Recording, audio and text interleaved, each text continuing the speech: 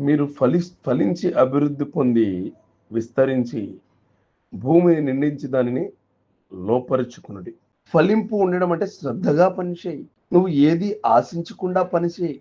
దేవుడు నీ మీద గొప్ప అధికారం ఉంచాడు అని చెప్పి పనిచేయి. నిన్ను గొప్పగా దీవిస్తున్నాడు అని చెప్పి పనిచేయి. నువ్వు ఫలించాలంటే ముందు పని చేయి. తర్వాత దేవుడు ఒక్కొక్కటి నీకు బయలుపరుస్తాడు. ఫలిస్తేనే అభివృద్ధి వస్తుంది, ఫలించకుండా అభివృద్ధి రాదు. అభివృద్ధి ఉంటేనే కదా విస్తరిస్తావు. విస్తరించాలి అంటే నువ్వు ముందు కష్టపడాలి. కష్టపడింది ఒకటి మెట్టెక్కాలి. మెట్టెక్కిన తర్వాత విస్తరించాలి. తర్వాత నీకున్న తీరులో, నీకున్న విధుల్లో అన్ని కూడా నిండించాలి. నీ భక్తి కూడా ఫలించాలి ముందుగా. తర్వాత నువ్వు నీ జీవితంలో ఫలింపు ఉంటే చుట్టూ ఉన్న క్రియల్లోకి అభివృద్ధి ఉంటుంది. ఎప్పుడైతే చుట్టూ ఉన్న అభివృద్ధి మొదలవుతుందో దాని ప్రకారం విస్తరింపు ముందుకు వెళ్తుంది.